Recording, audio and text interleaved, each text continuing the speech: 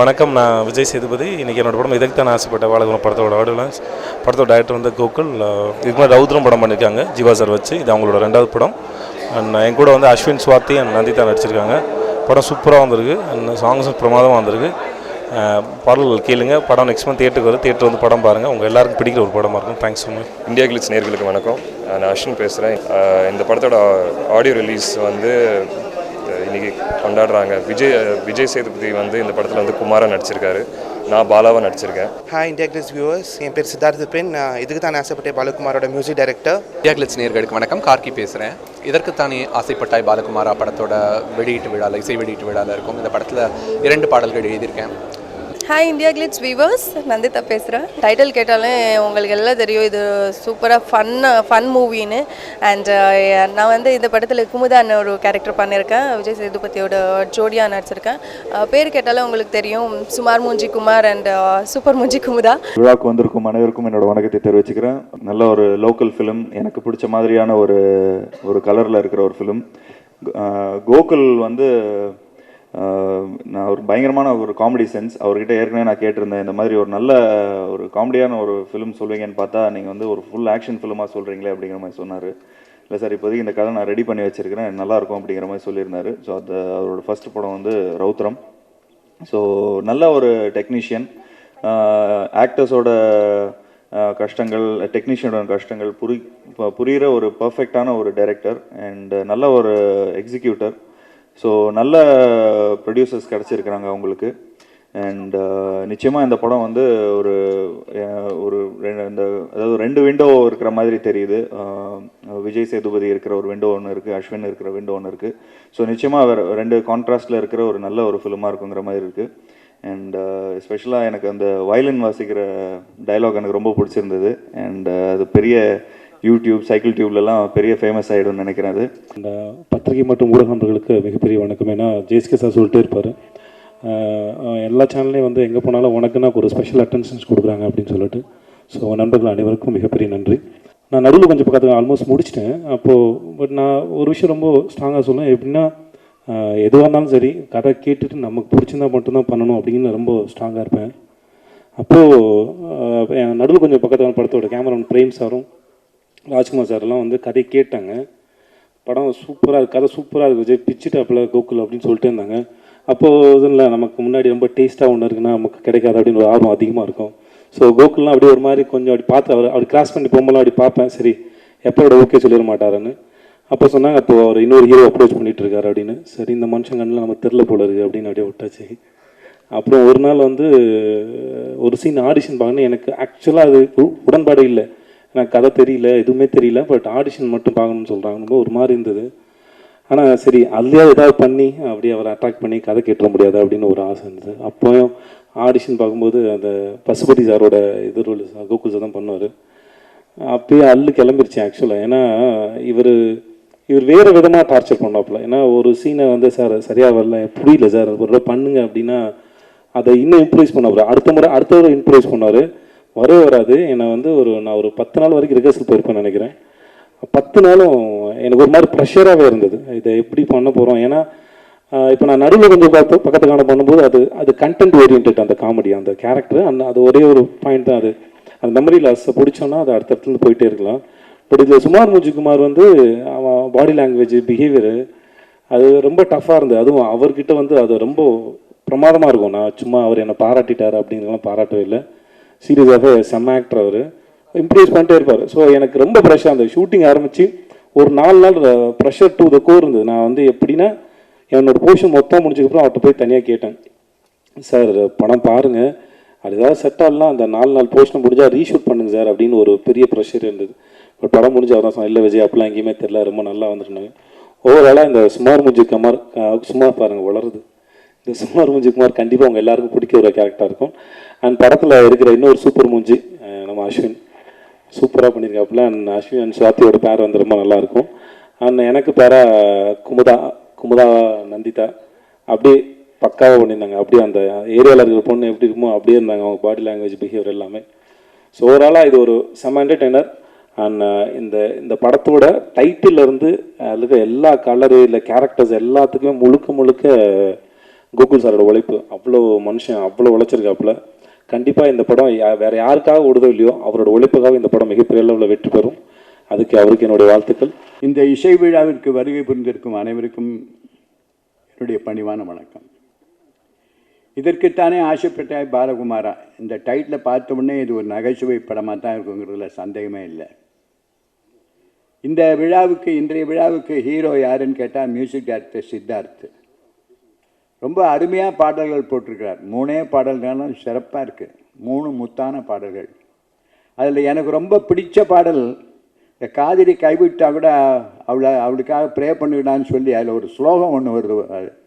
அது எத்தனை தடவை கேட்டாலும் எனக்கு அழுக்கிறதே இல்லை. அது திருப்பி கேட்டுக்கிட்டு இருக்கலாம் போல் இருக்குது. அவ்வளோ ஒரு அற்புதமான பாடல். அப்படி அருமையான அந்த பாடல்கள் எல்லாம் நல்லா ரீச் ஆகும் ஜனங்களுக்குங்கிறதுல சந்தேகமே இல்லை. அடுத்து நான் பேச வேண்டியது டைரக்டர் அவளை பற்றி. இந்த படத்தில் தான் நான் அவரை சந்திக்கிறேன். ரொம்ப நுணுக்கமாக குவான்டிட்டியை பற்றி கவலைப்படாமல் குவாலிட்டியை பற்றி எத்தனை தடவை வேணாலும் ரீடேக் எடுக்கிறது, அதை திருப்பி எடுக்கிறது, அவ்வளோ கவனமாக நுணுக்கமாக ரொம்ப அற்புதமாக இந்த படத்தை ஒரு சிற்பி மாதிரி செதுக்கி இருக்கார். அவர் நல்ல பேர் எடுக்கணும். இந்த படம் நல்ல அவருக்கு பேரை வாங்கி கொடுக்கணும். நல்ல புகழ் எல்லாருக்கும் கிடைக்கணும். அடுத்தபடியாக இந்த படத்தினுடைய கதாநாயகன் விஜய் சேதுபதி. அவர் ஏற்கனவே எனக்கு அறிமுகமானவர். ஒரு சீரியலில் நாங்கள் ஒர்க் பண்ணியிருக்கோம். ரொம்ப அற்புதமாக நடிச்சிருக்கார். எல்லாரும் இதில் நல்ல வெற்றி பெற்று இந்த படம் ஜனங்களுக்கு மிகவும் பிடித்திருந்து இந்த படம் பல விழாக்களை காண வேண்டும் என்று என்னுடைய பிரார்த்தனை, என்னுடைய பிரேயரை தெரிவித்துக் கொண்டு விடைபெறுகிறேன். வணக்கம். இதுக்குத்தானே ஆசைப்பட்டாய் பாலகுமாரா. எஸ், இதுக்கு தான் ஆசைப்பட்டோம். இது நான் ஆசைப்பட்டதெல்லாம் இல்லாமல், நானும் என் டீமும் ஆசைப்பட்டதெல்லாம் இல்லாமல் நீங்கள் ஆசைப்பட்ட ஒரு படமாக வந்திருக்கு. அந்த வகையில் ரொம்ப சந்தோஷம். ராஜ்குமாரும் நானும் ரொம்ப வருஷம் ஃப்ரெண்ட்ஸ். ஸோ ராஜ்குமார் வந்து ஒரு படம் பண்ணலாம் அப்படின்னு சொன்னார். நான் உடனே சரி பண்ணலாம் அப்படின்ட்டு ஒரு சப்ஜெக்ட் போய் சொன்னேன். சொன்ன உடனே அவர் நல்லா இருக்குது, பிடிச்சிருக்கு, பண்ணலாம்.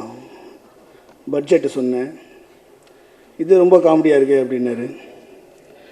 உடனே அப்போ தான் தெரிஞ்சுது அவர்கிட்ட சீரியஸாக எதுவுமே சொல்ல முடியாது போல இருக்குது அப்படின்னு. அவர் சீரியஸாக சொன்ன ஒரே விஷயம் இந்த படத்தை காமெடியாக பண்ணுன்றது தான். அதை நான் ரொம்ப சீரியஸாக எடுத்துக்கின்னு நானும் இது ரொம்ப காமெடியாக தான் பண்ணியிருக்கேன். இந்த படம் கேஸ்டிங் பற்றி கதைலாம் ரெடி பண்ண பிறகு கேஸ்டிங் பற்றி யோசிக்கும் போது யாரை ஃபிக்ஸ் பண்ணலாம் அப்படின்னு நினைக்கும் போது நான் நிறைய கேஸ்டிங் யோசித்தேன். நான் ஃபஸ்ட்டு விஜய் சேதுபதி ஃபிக்ஸ் பண்ணல, நிறைய பேர்கிட்ட போனேன் ஆக்சுவலாக. அப்படி இருக்கும்போது ராஜ்குமார் மட்டும் விஜய் சேதுபதியை மட்டும்தான் ரெஃபர் பண்ணிகிட்டு இருந்தேன். நான் சார் இவர் போலாமா, இல்லை விஜய் சேதுபதி அப்படின்னு. இல்லை நான் இவர்கிட்ட போயிட்டு வரேன் அப்படின்னா, இல்லை விஜய் சேதுபதி அப்படின்னு. அவருக்கு அவ்வளோ நம்பிக்கை, அவ்வளோ ஒரு ஃபோர்ஸி பண்ணி வச்சுருந்தார் விஜய் சேதுபதி அவர். ஏன்னா நான் சொல்கிற டைம் எதுனா இப்போ பிஸாலாம் ரிலீஸ் ஆகிறதுக்கு முன்னாடி இது. அப்புறம் விஜய் சேதுபதி கூப்பிட்டு ஆடிஷன்லாம் பண்ணிவிட்டு அப்போயும் யோசிச்சிட்டே இருந்தேன். பட் இப்போது இந்த மேடையில் ஆனஸ்ட்டாக சொல்கிறேன், விஜய் சேதுபதியை தவிர யாரும் இந்த ரோலை இவ்வளோ சிறப்பாக பண்ணியிருக்க முடியாது. இது அவர் வளர்ந்துட்டதாலோ இல்லை படம் பார்த்து அவரை இம்ப்ரெஸ் பண்ணோம், நான் அவரை இம்ப்ரெஸ் பண்ணோம் எல்லாம் எதுவும் எனக்கும் இல்லை அவருக்கும் இல்லை. ஒரு எக்ஸீடிங் பெர்ஃபார்மர் தேவைப்பட்டது எனக்கு இந்த ரோலுக்கு. குமார் பேர் வச்சுட்டா அவன் பெர்ஃபார்மன்ஸ் சுமாராக இருக்காது, அது சூப்பராக தான் இருக்கும். அதனால் அவனுக்கு அந்த மாதிரி ஒரு கேரக்டருக்கு எப்படி ஜஸ்டிஃபை பண்ணுறதுன்னு அதுக்கு தான் அவ்வளோ யோசித்தேன். பட் விஜய் பண்ண பிறகு நான் நினச்சதெல்லாம் எங்கேயோ போயிடுச்சு. அதெல்லாம் வேறு லெவலுக்கு வந்துடுச்சு. அண்ட் இந்த படத்தோட டேக் விஜய் சேதுபதி தான். இன்றைக்கி ஃபேஸ்புக்கு, யூடியூபு, ட்விட்டரு எல்லாமே எங்களுக்கு விஜய் சேதுபதி தான். அந்த அளவுக்கு அவர் வளர்ந்துட்டார். அந்த வளர்ச்சி இந்த படத்துக்கு ரொம்ப ரொம்ப அழகாக அது யூஸ் ஆகுது. எல்லா சீனுமே அவர் வர சீன்ஸ் எல்லாமே பெர்ஃபார்மன்ஸ் ஓரியன்ட் சீனாக இருக்கும். நிறைய மாடுலேஷன்ஸ், நிறைய எக்ஸ்ப்ரெஷன்ஸ் இருக்கும். அது ஒரு வாட்டி சொல்லி கொடுக்கும்போதும் இந்த எக்ஸாம் ஹாலில் இந்த சின்ன பசங்களாம் அந்த எக்ஸாம் உள்ளே போகிறதுக்கு லாஸ்ட் மினிட்ல ஒரு ட்ரை பண்ணுவானுங்க. அப்படியே மனப்படம்லாம் பண்ண எல்லாம் வெளில என்னென்னமோ ரியாக்ஷன்லாம் நடக்கும்.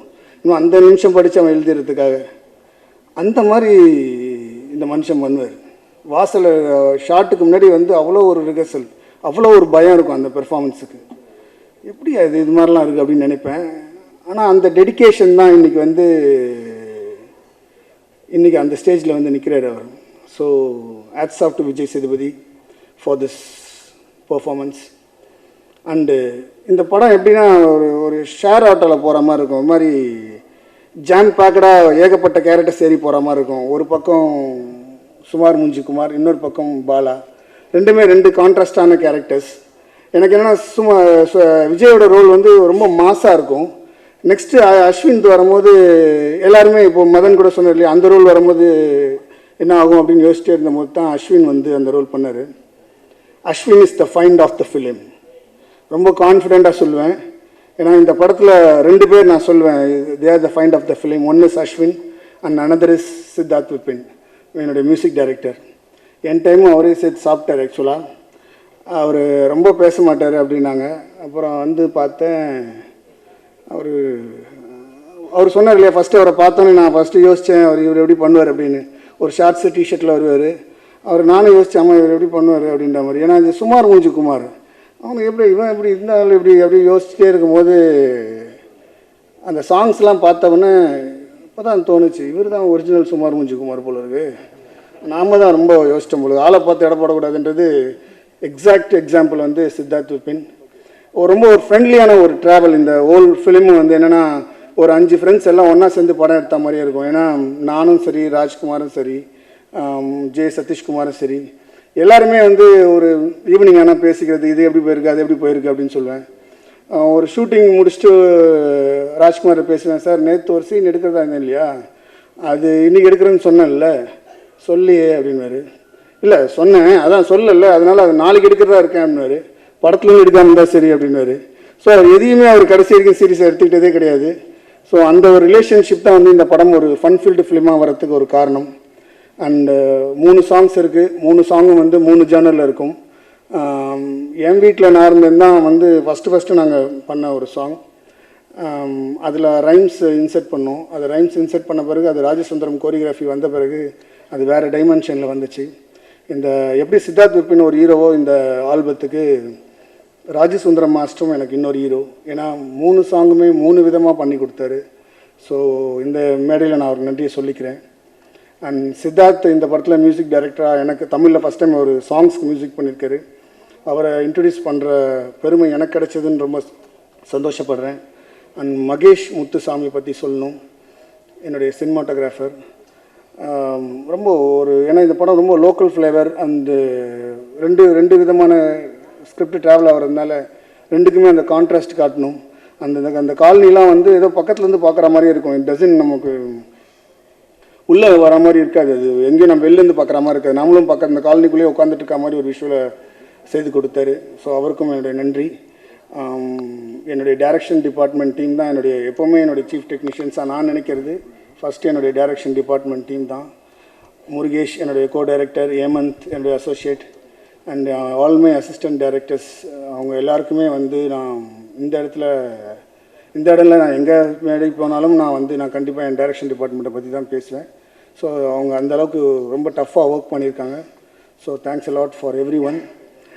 இதற்கு தானே ஆசைப்பட்டு கண்டிப்பாக நீங்கள் ஆசைப்பட்ட மாதிரி ஒரு படமாக இருக்கும். எல்லாருக்கும் என்னோட நன்றியை தெரிவிச்சுக்கிறேன்.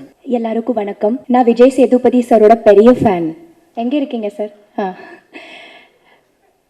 அவரோட படங்கள் எனக்கு ரொம்ப பிடிக்கும். அவரோட பெரிய ப்ளஸ் என்னென்னா ஒவ்வொரு படத்தோட கதைகள் ரொம்ப மைன்யூட்டாக ரொம்ப அழகாக சூஸ் பண்ணுவார். ஒவ்வொன்றா ஒவ்வொரு வித்தியாசமாக இருக்கும். One of my favourite films is his film நடுவில் கொஞ்சம் பக்கத்தை காணும்.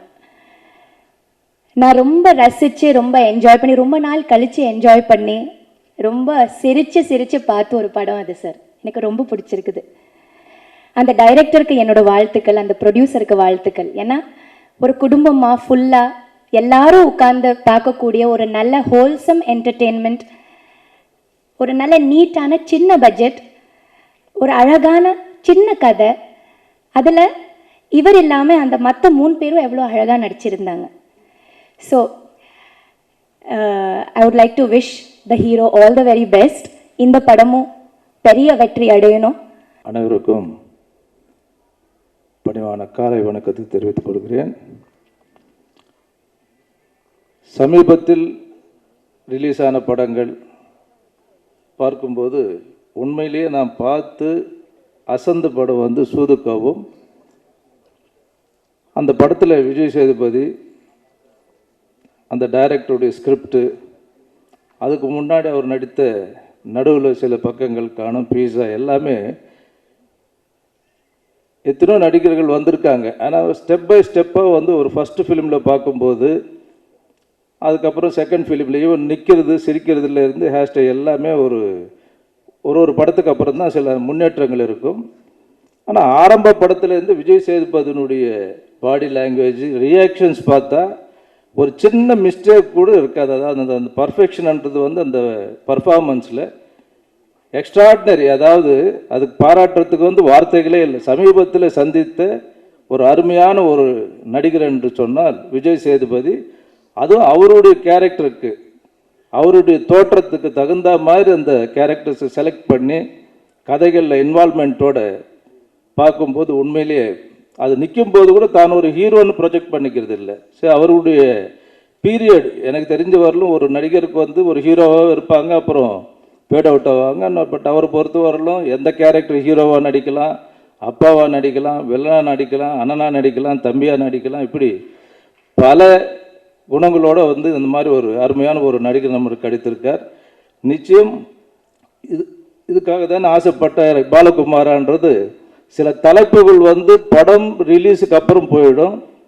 சில படங்களுடைய தலைப்பு வந்து ரொம்ப முக்கியம். அப்படி பார்த்தீங்கன்னு சொன்னால் இந்த தலைப்பு வந்து ஆரம்பத்தில் 50 மார்க்கு இதுக்கு அந்த தலைப்புக்கே கொடுக்கலாம். நிச்சயமாக அந்தளவுக்கு அந்த வசூல் ஆகிறதுக்கு இனிஷியல் ஆடியன்ஸ் வந்து அட்டென்ஷனுக்கு வந்து இது ரொம்ப அருமையான டைட்டில். ஆனால் இந்த தலைப்பில் வந்து நீங்கள் படம் ரிலீஸ் ஆன பிறகும் நாளைக்கு இதே விஜய் சேதுபதி படத்தினுடைய கலெக்ஷன் பார்த்தீங்கன்னு சொன்னால் அவர் ஒரு சூர்யா ரேஞ்சுக்கு வரலாம், இல்லை விஜய் ரேஞ்சுக்கு வரலாம். அப்போது சம்பளத்தை கேட்கும்போது நம்ம இந்த வார்த்தையும் சொல்லலாம், இதுக்காக தானே ஆசைப்பட்ட பாலகுமாரானி. அந்த மாதிரி இந்த தலைப்பு வந்து டைரக்டருக்கும் பொருந்தும், ஹீரோவுக்கும் பொருந்தும், அதில் நடித்திருக்கிற டெக்னீஷியன்ஸுக்கு எல்லாருக்கும் இந்த தலைப்பு வந்து ஒரு சூப்பர் ஹிட்டாக அமையும். படம் வந்து உண்மையிலே என்னுடைய நண்பர் சதீஷுக்கு நான் சொல்லிக்கொள்வது, ஏற்கனவே அவர் பல பிரச்சனைகள் வந்து சங்கத்தில் ஃபேஸ் பண்ணியிருக்காரு. தயாரிப்பாளர் சங்கம் அவருக்கு உதவி செய்யலை, ஏற்கனவே இருந்த சங்கம். நிச்சயமாக எங்களுடைய அமைப்பு வந்த பிறகு சதீஷ் போல எந்த தயாரிப்பாளர்களுக்கு எந்த பிரச்சனையாக இருந்தாலும் நல்ல அனுபவம் வாழ்ந்தவர்கள் எங்கள் டீமில் இருக்காங்க. அந்த டீம் உங்களுக்காக சேவை செய்கிறதுக்கு நாங்கள் தயாராக இருக்கோம். ஆக கூறிக்கொண்டு சதீஷ், இது வியாபார ரீதியாக பொறுமையாக நீங்கள் வந்து நீங்கள் டிமாண்ட் பண்ணுற ரேட்டுக்கு வந்து நீங்கள் சேல் பண்ணுற அளவுக்கு இதில் வச்சு, ஏன்னா பெரிய மாபெரும் வெற்றி ஆகாது. ஏன்னா அந்த hype step by step develop ஆகிருக்கு. இதை நீங்கள் கேஷ் பண்ணலைன்னா அது உங்களுடைய அந்த திறமை உங்களுக்கு இருக்குது. நிச்சயமாக நீங்கள் இதை பயன்படுத்தணும் என்று கூறிக்கொண்டு வாய்ப்பளித்ததுக்காக நன்றி கூறி விடைபெறுகிறேன்.